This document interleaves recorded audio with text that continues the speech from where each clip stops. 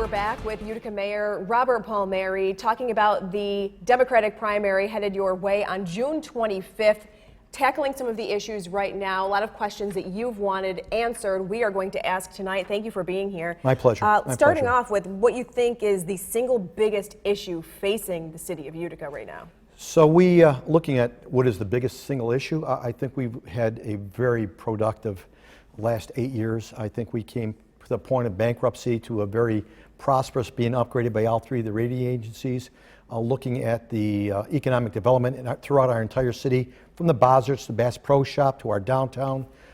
It's sustainability, and it's keeping this going at this point. I think for the first time in a long time, people are really excited about our city, and it's just continually sustaining that and keeping it going and not being complacent, thinking that we've done everything we could. But is there a big issue, a concern that residents are speaking out about that you want to tackle over the next few Well, as years? I go door to door, I think the people love what they see. They like what they hear.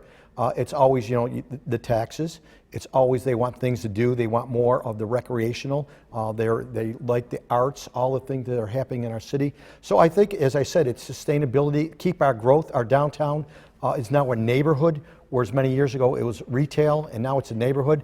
A lot of venues are being opened up. Listen, if we look at the security building on Bleecker Street, that was scheduled for demolition. That's open, lights are on, it's fully involved. We'll talk about downtown more. Sure. You've prided yourself on development in the downtown area. So as mayor for the next few years, what specifically do you want to do? What projects do you want to tackle over the next few years to keep the momentum? So that's very important. So what you want to do is you want to use the downtown as an attraction. You want to make sure the people that are living there have the quality of life. It's the green space. It's all the varieties of the walkability to come down there. But more importantly, I want to make sure that other people are coming in, and a reason to come into downtown areas. It's curb appeal. It's the ease of parking. It may be a skating rink.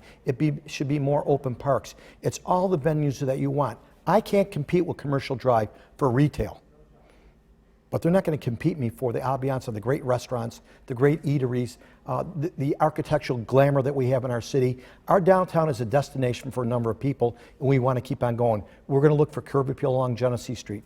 We're going to look for our new lightings that will be going up throughout our entire city, which will save the taxpayers money, but more importantly, it'll be a uniform light throughout our entire city. Staying in downtown, obviously the downtown hospital project is something we have to tackle right now. Sure. So, and the accompanying road work on Oriskany Street Right. that we've all driven through. So how does the hospital fit into the urban renewal plan? And do you worry, and I know this has been a hot issue in the campaign, do you worry about the businesses that are leaving the footprint, and not only leaving the footprint, but leaving the city? What do you do to keep them right. here? So that's a good point. So every one of the businesses that were there, we've We've secured a number of them which will be staying within the city. Some of them for financial reasons that they had to move out. But we're looking for, on top of that, is, when you talk about the hospital and we talk about sustainability, a state-of-the-art medical facility is vitally important for the continuation and the growth of our city. So whatever it may be, that hospital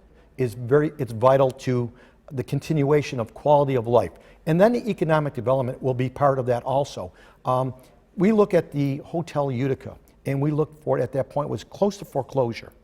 And it was Andy Patel, who I have a great working relationship with him. If not for him, that would have been a dark place. The only thing he requested is to do everything you can to make sure you keep what's going on in the city and look at the hospital to see if that's a vibrant opportunity for downtown. So the people that are investing in our city are very confident in the future of our city, and that's very important because they're putting millions and millions of dollars in our downtown. Not too many concerns about the few that might be leaving city limits. Listen, you never want to lose anybody.